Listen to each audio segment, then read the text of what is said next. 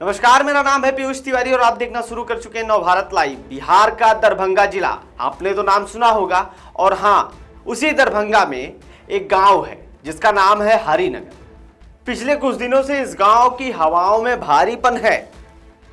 भारीपन क्यों ना हो, पिछले कुछ दिनों से इस गांव की हवाओं में भारीपन है और गलियों में शांति नहीं बल्कि पुलिस के जूतों की आहट सुनाई दे रही है। यानी गांव भर में कर्फ्यू लग चुका है। पुलिस पूरे गांव भर को देख रेख में रखी है। वजह क्या है? 2.5 लाख रुपए। 2.5 लाख रुपए की कीमत अलग अलग है। एक गरीब के लिए 2.5 लाख रुपए की कीमत बहुत है और एक अमीर के लिए 2.5 लाख रुपए की कीमत चंद रुपए है। अब भैया, ये जो चंद रुपए हैं उसकी मजदूरी का बकाया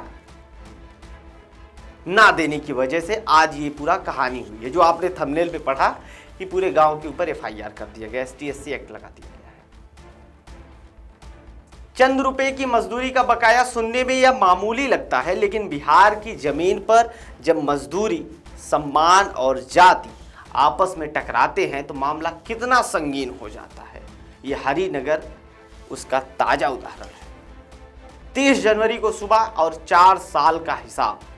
विवाद की शुरुआत 30 जनवरी को हुई। कैलाश पासवान ने हेमकांत झा की बहन के मकान निर्माण की रुकी हुई मजदूरी मांगी। बताया जा रहा है कि यह पैसा पिछले 4 सालों से लंबित था। रास्ते में रोककर पैसे मांगने पर जो है कहासुनी चालू हुई और देखते ही देखते ये हिंसक रूप ले लिया और दो पक्ष आमने सामने आ गए। क्या पूरे गांव पर एफआईआर दर्ज हुआ?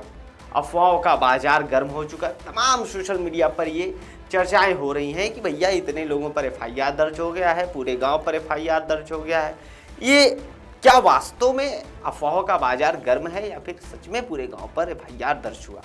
सोशल मीडिया और गलियारों में ये खबर आग की तरह फैली है कि प्रशासन ने पूरे ब्राह्मण गाँव पर केस दर्ज कर लिया है। लेकिन क्या सच है? क्या सच है?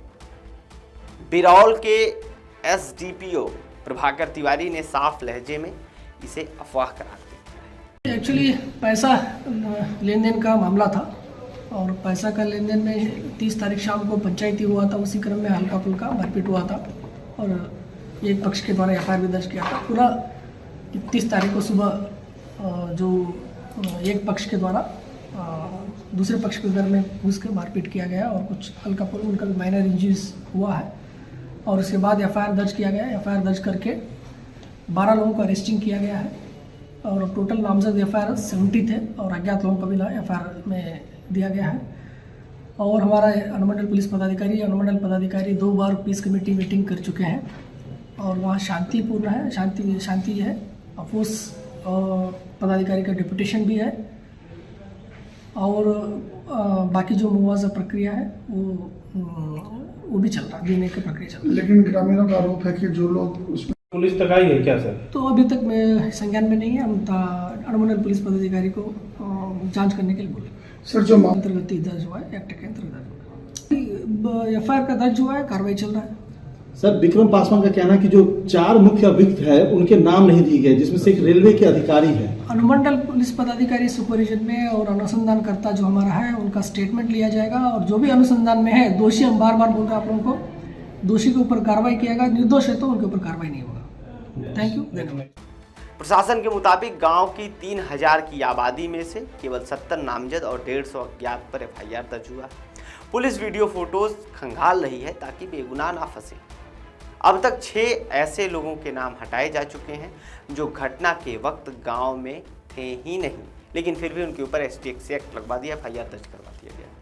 शांति की कोशिश और भारी सुरक्षा। फिलहाल गांव के तीनों शिफ्ट में मजिस्ट्रेट और भारी पुलिस बल तैनात कर दिए गए हैं।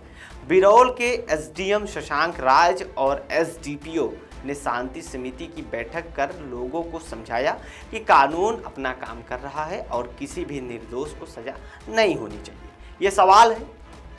अब सवाल ये है कि क्या सामाजिक समझौते की कोशिश कामयाबी होगी या फिर मजदूरी की उन चंद रुपयों की आग गांव के भाईचारों को पूरी तरह राख कर देगी? कमेंट बॉक्स में जरूर बताइए कि आपको क्या लगता है, आपके मन में क्या सवाल है, कमेंट बॉक्स में डालिए। और फिलहाल देश और दुनिया की तमाम बड़ी खबरों से जुड़े रहने के लिए बने रहिए नवभारत लाइव के साथ। धन्यवाद।